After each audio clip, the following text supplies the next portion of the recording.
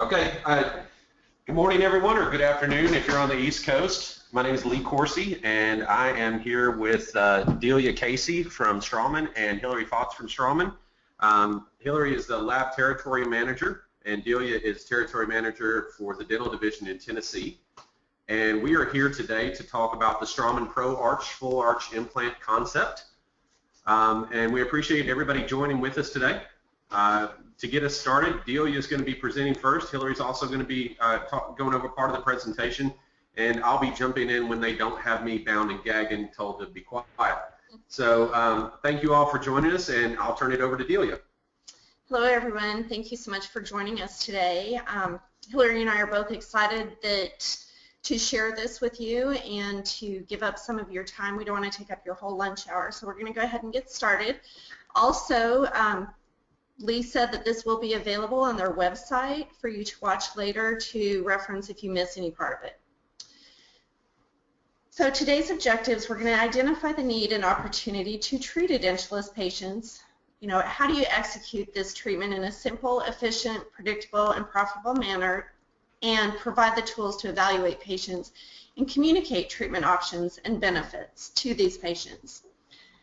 So a reliable solution is about getting from here to here. We've all seen patients like this on the top, and a lot of times the patients feel like, you know, it happened just overnight. How did this happen? I want my smile back. I want my teeth. I want to be able to eat properly and eat the foods that I want. So how might edentulism affect your practice? All of us know that the baby boomers are getting a little bit older, and you know, how is everything going to affect? So by 2020, the adult population is the amount that will need 1 to 2 dentures will be 37.9 million people. The adults aged 55 to 74 will increase by 86%, and the seniors that are 75 and plus will increase by 61%. As you all know, people are living longer and they want to have quality lives. Part of that quality is being able to eat what they want, to socialize, and that is with good teeth. So this is just the loading protocol. You can refer back to this, like I said, on the website about how the ITI, which is the International Team of Implantology, has done a consensus statement on how many implants to use in the maxilla as well as the mandible. So in order to achieve the desired final restoration, we have to take into consideration many different aspects. So some different determining treatment factors are the bone. As you know, bone sets the tone. It's very important. People may want this all day long, but if they don't have the bone, unfortunately, we won't be able to do the treatment. Do they have the right restorative clearance? You know, is enough space there to accommodate the prosthesis, lip support, their smile line, and one of the most important thing is their health and, of course, finances. So what are some treatment advantages for the patient? It puts them into normal function. A lot of people that have been surveyed after having implants say that they feel like it's their own teeth. They don't feel like it's something that's fake or not a part of them. They regain their aesthetics, and it is a simplified treatment. To the clinician, again, normal function, aesthetics, and simplified treatment. So one of the keys to success is putting together the right team. One of the things that I strongly believe in is communication is the key to success in any successful relationship, whether that's personal or professional. So you want to make sure that you have the right team. The team consists of the surgeon, whoever's placing the implants, the restorative dentist, and the lab. The lab is very key to all of this, kind of bringing the whole team together.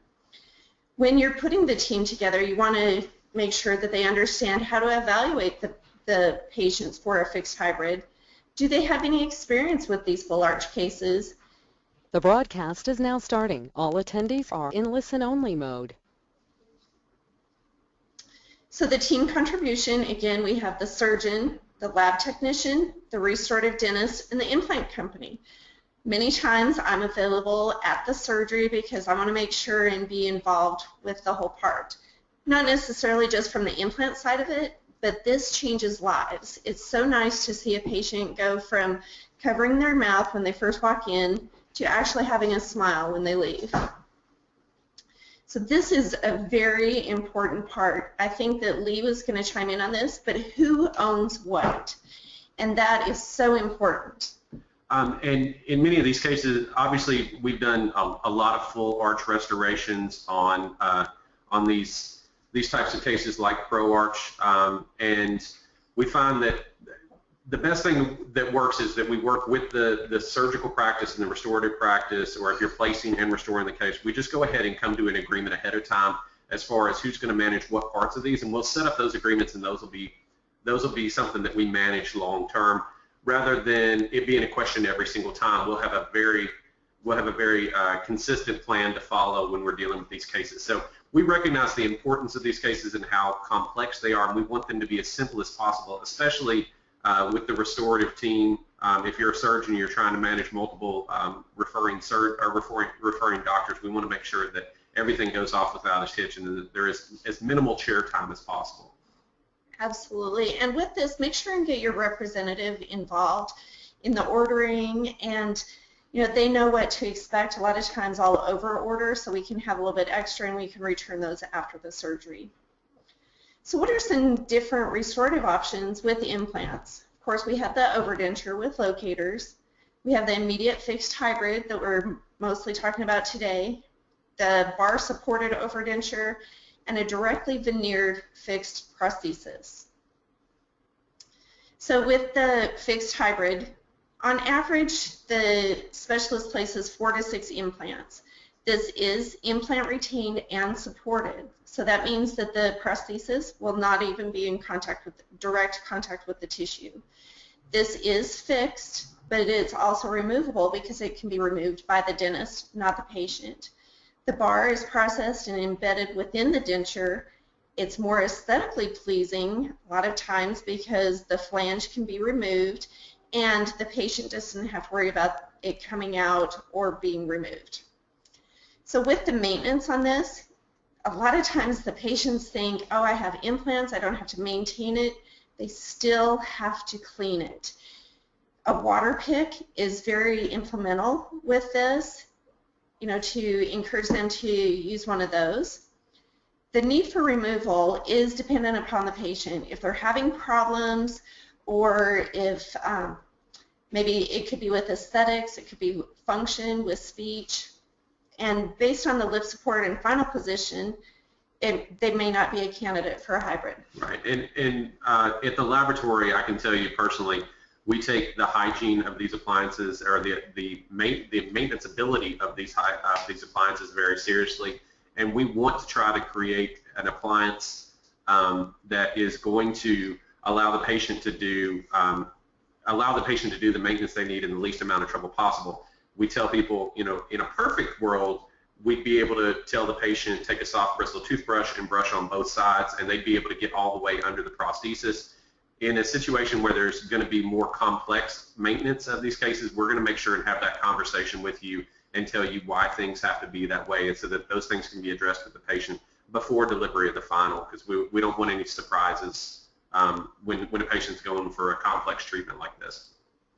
Absolutely. And kind of on a side note, my background is in dental hygiene, so if you ever have any questions, please feel free to call me. I do like to set up a lot of lunch and learns to go over implant maintenance. So now we'll get back to what's on schedule. So with this, how is it going to impact your practice? Here's a review of the different full arch fixed solutions.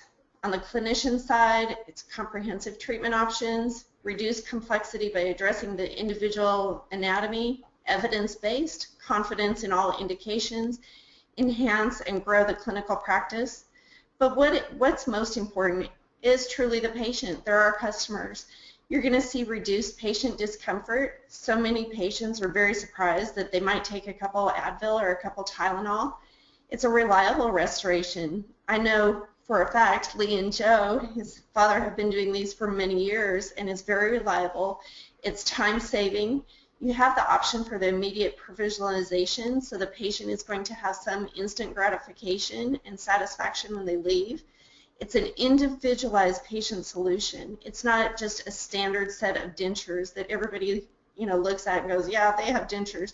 You can put a diastema in them. You can do onlays, inlays. You can customize it to that patient. You're going to enhance their quality of life. I know I keep mentioning this, but so many times we forget how important teeth are. And that just means with socializing and as well as the nutrition factor. Yeah, and I can tell you from experience, I've never had a denture patient, that I've had to interact with hug me, but I sure as heck have had a lot of these type patients hug me and say thank you, thank you, thank you when they find out that you have anything to do with the case. So if it's a big deal for patients. It's a huge emotional thing for them. Absolutely. And then this gets the patient off of the dental treadmill. And what you mean by that is, some of us have inherited practices and you're like, oh, how do I tell this patient that they have 4 crowns that are failing, or they have root canals that are failing, and every time they come in something is wrong. So it gets them off of that treadmill. So with the patient evaluation, there's several different things that we need to consider. We've already talked about the patient expectations. I can remember when I was in private practice, a lot of times they would bring in a picture from high school and say, this is the smile I want. Well, you and I both know that we can't do that, but we can get their teeth somewhat close. So their current oral health status. We want to make sure that they're healthy. They do need to realize that they're going to have to do hygiene. What's their smile line like? Their opposing dentition, the anatomy, and then the vertical dimension and restorative clearance, which we'll get into later, and Lee will share some opinions on that. So when you're presenting case types, who are you going to talk to? You're going to talk to people about non-restorable teeth, again, to maybe root fractures, caries, failed root canals that they've put thousands of dollars into, and then they have to come back. One of the things that we're seeing a lot of is medication related to dry mouth. Let's say that they haven't been to the dentist in a while.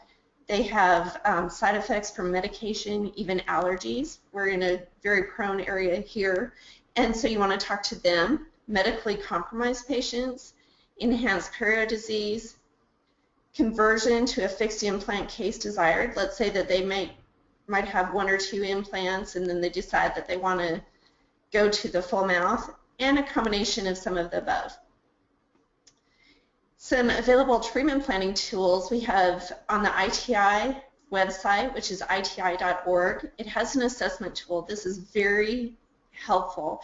Even if you're not a member of the ITI, you can go to this website. Again, it's iti.org.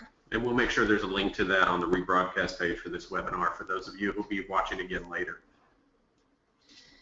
This goes over the different assessment tools. I know there was a surgeon I used to work with in Kentucky that he would not touch anybody if they smoked. So if they have a smoking habit, how many are they smoking? Do we need to put them on something like Chantix? They need to know the importance of the impact something like that can be. What's the soft tissue anatomy? All of this is on that website, which is really nice. So the smile line is extremely important. Do they have a high smile line? When they smile, are they going to show a lot of the gingival tissue? Do they have a lower smile line, which is much easier to work with, isn't it, Lee? Yes, much easier. So the opposing dentition, are they having a full mouth done? Or what is their opposing dentition going to be? Is it going to be a denture, or is it going to be natural teeth? The anatomy of the ridge, do they have enough bone? Is it maybe a lady that's been in dentures for a long time and now they have the jawbone that looks like a little butter knife or something? So with class 1, this is, ideal situation, but unfortunately most times in ideal situation they aren't going to be needing implants. Class 2, they might have a little bit of atrophy going on here. Do they have to have some grafting or maybe even a sinus lift, which most of us know that that's not as invasive as it sounds, but to a patient, they're thinking, a sinus lift? No way. Then class 3 is advanced atrophy. This is the final rehabilitation is determined by the success of the bone augmentation. Some people don't accept a bone grafting. Some people, reject it, and so it may or may not be necessary. So Lee, I'm going to let you talk about the restorative clearance a little bit. Okay. So There's been lots of discussion about how much space is the right amount of space for these types of restorations, and there have been several numbers passed around. What the reality is that each patient has their own right amount of clearance, and also it's very important that the entire restorative team be on the same page as far as what that amount of clearance is and how we're measuring it. In the slides you see here, you can see that it's being measured in a very vertical, straight up and down amount of space, and talking about 15 millimeters, which 15 millimeters is a number that gets tossed around quite a bit in regards to these full arch type of hybrid cases. And there have even been studies that said 15 millimeters is the ideal or the average amount of space needed. The reality is, though, that we need to evaluate the specific patient, because, for example, a very gummy patient with a very high smile line, 15 millimeters is not even going to touch how much bone might need to be removed or how much clearance might be needed for that specific patient. And so generic measurements don't work nearly as well as at least we've found from experience. They don't work nearly as well as a specific evaluation of that patient from that point forward. Right. Again, like we mentioned earlier, this is a customized treatment plan. There's guidelines, but it is customized towards each patient. It's not snake oil, and it doesn't work perfectly for every patient. Exactly. So what are some different surgical options for the fixed full arch? Again, we need to identify the need and opportunity. We need to understand the surgical treatment options and provide a plan to execute this treatment and do a case review. Again, this goes to communication. The surgeon, the lab, and the restorative doctor. Everybody needs to be on the same page. They need to communicate for success. So why hybrids? Well, a lot of people initially, when they think of, oh my gosh, it's this much, when you break everything down, it's a very cost-effective full arch treatment. When I talk to patients, sometimes I tell them, you know, first of all, most every implant company, most, not all, do a lifetime warranty. Can you buy a car that has a lifetime warranty? No. And this is investing in yourself. Do you think that you're worth it? You know, the car, you're making an investment, but that's not truly in yourself. When you invest in yourself, you're going to improve the function and aesthetics of your existing situation. As you all know, a lot of times you can tilt these implants so you can avoid the sinus lift. You can maximize the AP spread of the implant platforms. So the patient expectations, you know, they want function. They want to be able to maybe eat an apple properly or eat corn on the cob. They want aesthetics. They want people to not look and go, boy, Lee has a denture. They want to say, you know, you have a beautiful smile. You have great teeth. Their finances. I've learned over my years that people will afford what they truly want. Amen. And this is a streamlined treatment. The clinician's perception, of course, we're looking at function. We want to make sure that we provide excellent function back to the patient, because the bottom line is it's about the patient. We also want it to be aesthetics. You don't want somebody walking around that is basically advertising for you and it doesn't look beautiful. Again, the streamlined treatment. This just talks about the marketing shift towards shorter treatment times. You know, we're in the day and age where we expect to go to McDonald's and be in and out. Well, people are the same way with dentistry. They're like, what? I have to wait a year before I can get things done? When they finally decide to have this done, they want it done yesterday. That's why it's so nice that you can provisionalize these, because they're going to have some gratification and satisfaction when they leave if you're able to temporize them. If not, there'll still be a denture provided. So they'll leave the office with something. Again, the different options. We have the overdenture with locators, the immediate fixed hybrid, the bar supported overdenture, and a directly veneered fixed prosthesis. So what is the typical number of implants needed? On a locator denture, it's recommended 2 to 4 implants. On the maxilla, it's more like 4, and on the mandibular arch, a lot of people do 2, sometimes 3. With a hybrid, it's retained by 4 to 6 implants, and with bridge work, that's retained by 6 to 8 implants.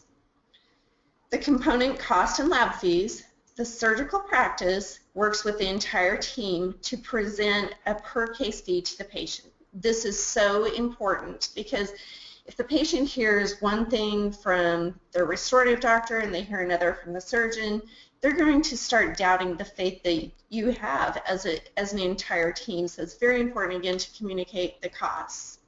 And if I may jump in here, going back to that idea of the whole team working together, the surgical rep, the lab, the surgeon, the restoring doctor, I just want to reinforce what Delia just said.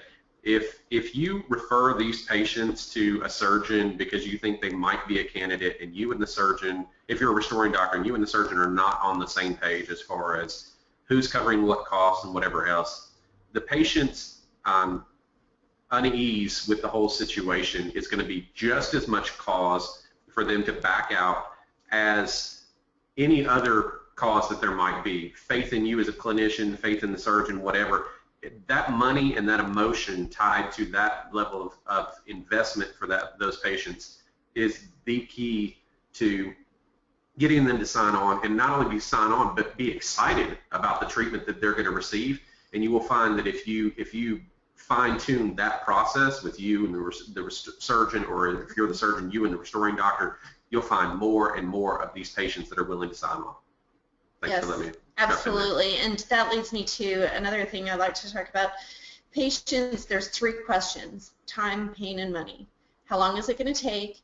Is it going to hurt? And how much is it going to cost? So again, I'm trying to, emphasize the importance of communication. You need to talk to the lab, how much time between all this, the surgeon, how much healing time, how much is it going to hurt, if at all. And it's also very important with that for your whole team to be on board. So as you know, you might get up and the patient's going to say, "So Susie assistant, what do you think?" And so if she's not comfortable with it, or she doesn't know, that is going to put a mark against accepting this treatment. So what are some treatment workflow options with this? You have the evaluation, the planning, surgery, and then what's going to happen in the interim? Are they going to be provisionalized? Are they going to have a denture? Then the definitive with the bar. Do you want to go over the digital workflow, Lee? No, you go ahead and cover that part, and Okay. I've got a couple of slides later that I do want to touch on. Okay, so with this, you can do it. Not many doctors are doing it as guided, but you can. We always recommend to take a CT. This way you can see the bone density, you can see where the nerves are, all the anatomy that's involved with this. Planning, that involves the general dentist as well as the surgeon as well as the lab to plan everything, because you might think everything's ideal and then Lee will say, "Oh, you didn't take this into consideration." And so it's very important for the whole workflow to go through that. And to go to all members of the team specifically. Yes. So we routinely deal with digital panos and CT scan data on these cases, even though we're not doing any planning or taking part in it, but we have to be on the same page as everybody else to make sure we can get the results that everybody else is expecting. Right. So the patient evaluation, what are the patient expectations? A lot of times, some people have either been in pain and not been able to eat right, so their expectations might be kind of low. They might say, "I just want to be able to chew again," or I might want to be able to smile. And so, what exactly are they expecting? And ask them, what do you expect from this? Also, the CT is very important. Again, like I said, it brings out all the anatomy and the different things that we have to take into account. Is this going to be a rigid or a resilient attachment? The current status, smile line, the opposing dentition, the anatomy, vertical dimension, and then risk, cost, benefit, and value. So things to consider when you're planning. The entire team based on the study models and the CT evaluation. So it's very good. When they first come in, you want to take it. I always encourage people to take a lot of pictures, not just radiographs, but pictures. So sometimes the patient thinks, well, I didn't change too much, but if you show them the before and the after, they're going to see the dramatic difference, and that helps Lee determine different things. Absolutely.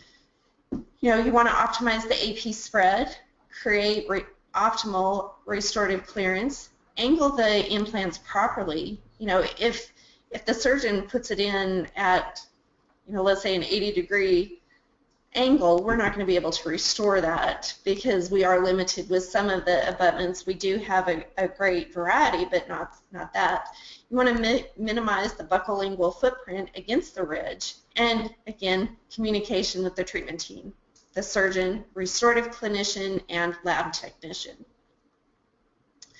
So the planning guidelines. The AP spread, which is the distance from the center of the most anterior implants to the distal of the most posterior implants. You want this to be a minimum of 10. Is that right, Lee? Yeah, we want it on each of the, and this is why the pre-treatment evaluation of these patients is so critical.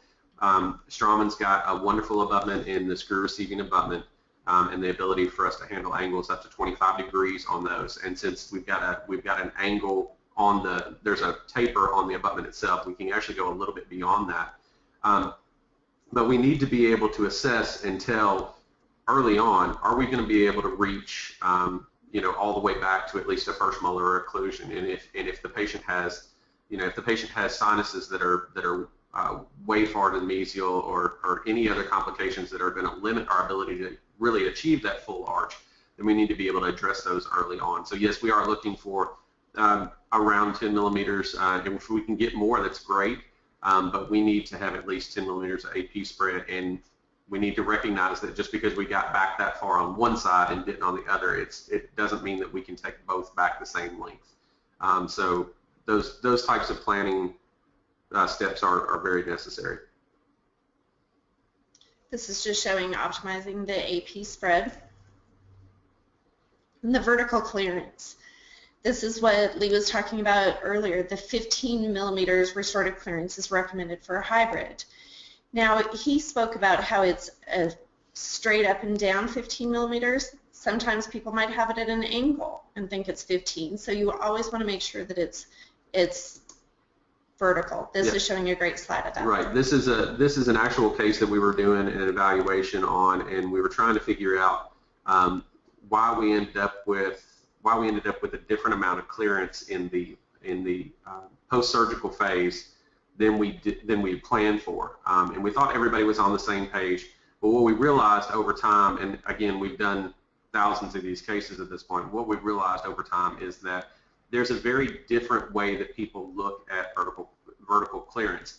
For us in the laboratory, when we're looking at a model in hand, a mounted cast in hand, it's very clear for us to hold a ruler up in front of it and say, oh, that's 15 millimeters, and we can mark things off. But it's much more difficult to do with a patient in the chair with lips in the way and everything else. So we have to make sure that everybody's on the same page with what that 15 millimeters is. So you can see here on the right-hand side of the slide, we've got 15.2 millimeters of clearance. But if that were measured from a different direction, say along the axis of the long axis of the tooth, then you see how you could get 15 millimeters. But if we look at it from another direction, we actually look at a height difference of 4 millimeters off what the technician sees, or what anyone who was looking at the CT plan might see as 15 millimeters. So if you measure along a different axis, you can get a dramatically different result. So that's why it's so important that everyone be on the same page as far as whatever that particular patient's measurement is that we have to create clearance for, that everybody knows where that's being measured from, and we need to be on the same page for that. Very good. So implant positioning to optimize the AP spread while avoiding the sinus. You can see on the posterior of these that the surgeon has actually tilted those implants somewhat. This is again with the 15 millimeters. The buccal-lingual footprint. Did you want to talk on the flat to convex? Yeah, as I was saying before, we try to design these from a laboratory standpoint. We are trying to design these prostheses for ideal hygiene. In a perfect world, we'd have about 3 to 4 millimeters of tissue interface on the prosthesis, so that everything contoured back and the patient could easily clean those things. And when we go from that hygienic ponic design or that convex design of a prosthesis, and we start getting into flat, or if space is prohibitive and we get into concave design, then we really start running into those hygiene issues where you're going to see long-term, you're going to see redness of tissue and those things, and we want to avoid that as much as possible. We have to make sure that that's why it's so critical that everybody be on the same page as far as what that clearance is, and that's established before surgery takes place. So these are not just refer them and get them back and we get everything, and everything's going to work out fine. Determining the number of implants. How many implants are needed to promote the long-term success? We talked about earlier, it can be done in 4 to 6 implants. Some people can do it with 4, and some patients will need 6. So this is really important to make sure and talk about the cost and everything considered in the success of this. So what are some determining factors with this? The opposing dentition. Is it opposing an implant bridge? What's their bone density like? Are they a bruxer? Gender, male, female? Distal posterior implant site. How far back is it going to go, and what is that site going to look like? And secondary is, of course, smoking and bone volume. With me, I would say secondary or smoking would be more primary, but it is very important with the success of this.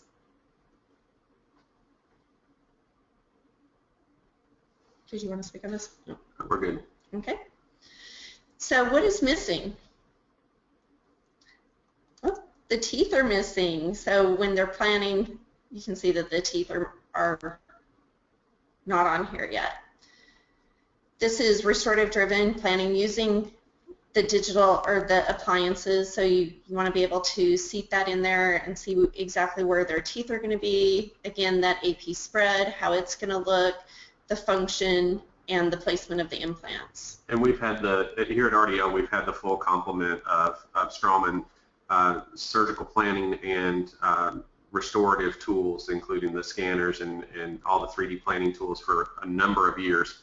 So if there's ever any questions that you might have on how best to attack these cases, myself or anyone on the Straumann team will be happy to help you, and certainly know that we have those tools available. Absolutely, thank you. So immediate denture versus immediate load. We've talked about provisionalizing it, and sometimes you're not able to. So there's 2 options. Do we do an immediate denture or immediate load / conversion of the immediate denture? If the surgeon at the time of placement of the implants doesn't feel that they have primary stability, they might go the indirect approach and just place the immediate denture. So the pros, this is ideal if the patient's used to wearing a denture, because it's not going to be much different for them. It requires less chair time, it's mandatory when primary stability isn't achieved, and it's less cost to the patient. The cons are the denture is less stable during the healing process because you have that tissue shrinking, and you're going to have some swelling initially, so that goes down, and so then their denture's not going to be fitting as well. So you're going to have some mobility of the denture. The speech and function can be compromised. It's not going to be able to retain in their mouth as well, and there's possibility that the patient might not be able to wear the denture. They might have a high gag reflex or some other contraindicating factor. And it's important to keep in mind that a majority of these patients, depending on what part of the country you're in, anywhere from 65 to 80% of the patients who undergo treatment like this do have teeth in their mouth at the time of surgery. And so they're not used to a denture. So the number of patients that you're going to get to buy into this type of procedure who are already denture wearers is relatively low. So they're looking for something. They're actually, many of them are trying to avoid dentures. Mm-hmm. And so planning for provisionalization is ideal. And of course, we just want to make sure the patient knows that in the case that we're not able to provisionalize, here's the worst case scenario. You're going to walk out with pretty teeth. They're just going to be removable. Exactly. So what are some pros to the immediate load? When the teeth are extracted and the implants are placed immediately, the patient can walk out with the fixed dentition. It's what I said before. They have somewhat some instant gratification where they can leave and have those attached. It's going to stimulate bone growth. It's going to distribute the forces more evenly against all the implants, which is very important. Also during this stage, I think that Lee will agree with me, it's so important that you can work out the issues between the provisionalization and the final. Do they like the look of the teeth? Is it fitting good? Do they whistle when they say their S's? And so you can correct all that before the final. And the stability can provide better speech function and patient satisfaction. So what are some things against this would be more costly to the patient, but that goes back to the patients will afford what they want to. So if you talk to them about the pros, I don't think cost would be a huge factor. It does require more chair time. Lee does come into the office and do the conversion, and so it makes it very handy and a little bit more efficient for you all. And on the immediate load, there's fewer teeth, because you don't want any cantilevers. Yeah, we do chairside provisionalization from southern Mississippi all the way up to central Ohio. So there's very few, if you're in our listening audience, there's very few areas of this part of the country that we don't cover. And if you need us to go farther, there's certainly arrangements that can be made. We have done, especially first time or second time surgeries from coast to coast to help train staff, clinicians and staff, on how to make sure that those chairside provisionalizations go off as smoothly as possible. So keep that in mind. You may not want us chairside every time, but we can certainly come in and help train staff and get that improved.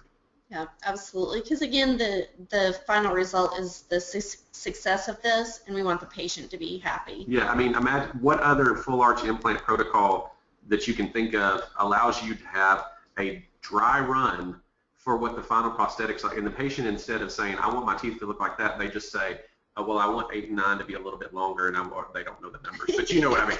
They want the centrals to be a little bit longer, and they want it to be a shade brighter. They actually have a solid reference point in their mouth rather than a picture they pull it out of a magazine or somebody else's mouth. Yep. I like the assistant's teeth. Yeah, absolutely. So this is a case review. How do I bring this up? I will just go back one.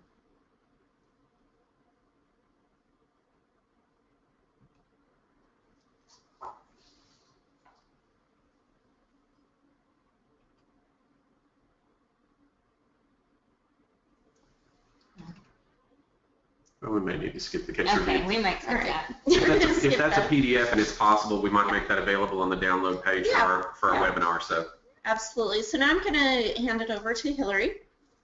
Thank you. Thanks, Delia. So as Delia had, Lee mentioned at the beginning, I'm Hillary Faust with Straumann, and I handle all of the lab perspective of the business. So we wanted to talk a little bit about the lab options on these cases. So our objectives are to talk about the components that you need to treat these cases. We also want to talk about some tools we have, and Lee's going to share with us some of the cost perspective from the lab fees that we can talk about with you so you understand going into these cases kind of what your cost involved is, and then also understand the treatment options using the treatment options tool. So what are the restorative components needed? Here is a snapshot of all the components that are needed, and as I don't know if you've heard us say before, the team approach, but we want to talk about who's ordering what and what we need to have for these surgeries. So the more that we can talk about this with your team and kind of decide who's ordering what, the better. As Delia said, she likes to order some extra parts and pieces just so that we're covered and return them after the fact. So again, want to decide who owns what. So do you want to talk a little bit more about this? Well, I think what we found to be the most successful method and what you may choose to do if you as a surgeon or you as a restoring doctor want to do, but I think in many of these cases you'll find that this works better when the patient, when those things like angled abutments and the screw receiving abutments are already in the mouth after the surgery is done and ready to go, and those things are taken care of as far as cost-wise. Typically on the surgeon side, I think that's where the vast majority of these types of setups are. But there are other options that can be done, and these screw receiving abutments can be placed after the fact during the restorative phase if the patient did go into a denture, for example, after the time of surgery. But I think it's best to just go ahead and have that plan in place and us just to kind of agree on how that works. But we just know that we're trying to minimize the prosthetic complexity of these cases from the very get-go. From the time the surgery is done, we want it to be, in a perfect world, it's one type of screw for every implant site. It is a known interface for every implant that's being restored, the arch that's being restored, so it simplifies the treatment process when it comes time to restore or even maintain these cases. Okay, so here we have just a quick step-by-step of the immediate temporization piece, and I think that Lee was going to talk about this and talk about what his method is for the temporization process. Right, and like I said, we do chair-side conversions for these type of cases, and there are two methods for this. There's a direct and an indirect, and people have been back and forth on either side of the fence for years now, since we've got over 10 years here in the U.S. of doing these types of full arch cases. We do the direct method, which means that the case is actually being converted in the mouth, and that means we pick up these titanium copings in the denture from the mouth, and then we do a little bit of acrylic finish and polish outside of the mouth before we deliver the temporary prosthesis back into the mouth. We do not take an impression or grow to a model. And the reason that we do that is because we don't want to introduce any possible, when the implants are in such a delicate position, we don't want to introduce any possible variations or put any undue stresses on those implants. So if we have to take an impression and there's even the slightest deviation in the impression, then we carry that forward into creating the temporary prosthesis. There are some methods that can be used for indirect that minimize the chances of that, but generically that's what we're trying to avoid. We feel that we get the best results by picking all those copings up in the denture because the mouth is correct. The model might have deviations in it. That's the long and short of it. But the process of converting is very straightforward, and at this point, with the experience that we have, it's very reliable or predictable. That's the word I'm trying to think of. So if you have any questions on that process, we actually have a photo-based PDF guide that's available in our handout section right now. So if you look over on the right-hand side of the screen, you should see handouts for this, and it's called RDL Full Arch Provisionalization Photo-Based Guide. And you're welcome to download that and share it with friends and family, because everybody loves to see provisionals being made outside the mouth, right? But so that's our take on it. Okay, great, thanks. So as Lee just mentioned, these are the benefits, direct versus indirect, but I think what he explained covers everything for the reason why he does the direct method and the benefits of that. So there's a couple different workflows to get the definitive here. So we've got the CAD/CAM milled bar, which Lee mentioned earlier. He has made the investment into Straumann to purchase our scanner, our guided surgery software, to be able to offer you the best restorative solution for all cases, but Straumann cases specifically. So obviously the benefits of CAD/CAM, it's going to be stronger, it's going to be more cost effective, it's going to be more accurate. There is the option of casting them, but that's kind of an old school method. I think we've all talked about this before. Anything you want to add on that, Lee? No, I mean, there are cases where you might need, if it's a complex case or something like that, there might be some reason why we have to go to cast. A cast is always an option. Obviously, it's one of the oldest technologies in dental technology, and it's always an option, but I think for the patient's time, money, and the predictability of the process, CAD/CAM is the way to go. So here's the options that Straumann has available for bar designs. So that has just all the different bar designs that are available to you today. And this is obviously everything that RDL can provide for you, all these different designs. And the great thing about having Straumann as a prosthetic partner is the fact that we do have a wide array of treatment options and final restorative options. And we may have favorites. Acrylic wraparounds are really one of the best restorations possible for these cases, but it's good to know that you've got in your back pocket a wide array of solutions that you can use with these patients, or with any patient for that matter, with Straumann implants, and being able to provide them the best solution for that patient, because it's all about the patient. Absolutely, and authenticity is important to us, obviously, and the fact that you can get that here at RDL is great for us. We have some new products available. We do have the transfer and alignment pin that's now available, so that makes things a little bit easier for you when you're in the oral cavity. We have a polishing aid available. We have a lab processing screw. We have the repositionable analogs available if anybody's doing digital impressions out there. And then we also have the non-engaging impression post for bridge and bar. One thing that I did want to mention here is that we also have, one thing that a lot of doctors tell me is they really, really appreciate our impression components. Because they snap on and they engage, it makes it a lot easier to know that you have that seated properly for a more accurate impression. So I just wanted to point that out to you. And that is it. Anything you'd like to add, Lee?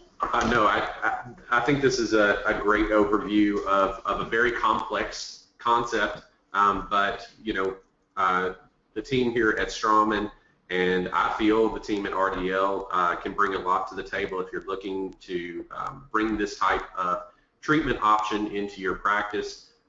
We've got experience, Straumann's got experience, they've got great components, and things like the screw receiving abutment with the locking components, and even the internal connection implants are, there's just such a solid fit on those things. It's a really great implant and a really great system. And if you have questions or comments about any of this stuff, we don't have any questions up on the board right now, but if there's any questions that you have, certainly feel free to contact here at RDL, and we'll also make available, there'll be a contact form when we put this broadcast up on our website, and you can contact us, and Straumann will also get those things. So if you have questions. Today we have representatives from Tennessee and surrounding areas, but obviously if you need, there's a Straumann rep that services you no matter where you are in the United States. So, and beyond, I guess, beyond that, but we assume that you're in the continental U.S. right now. But if you need a Straumann rep to contact you, we will make sure that one gets in contact with you, and we can make sure that you get the service and the information that you need. Is there anything else you all want to tell our audience? The only thing I can think of is that we are going to have some follow-up material available to you. Yep, there are 2 handouts from Straumann available on our website, available right now on your handout section that will also be available on our rebroadcast page. And everybody will be getting a copy of the link to this webinar so you can view it again, because I know you're going to want to hear our witty banter. We hope that you'll take advantage of those resources and the contact information, the ability to get more information from our Straumann reps. And we want to thank you so much for coming in today. We are all in RDL today. We're in RDL's main campus today. We appreciate you making the trip up here to be a part of this. So thank you everyone for being a part of this today, and thank you to our team at RDL for supporting us, and we hope you have a great day. Thank you. Thank you.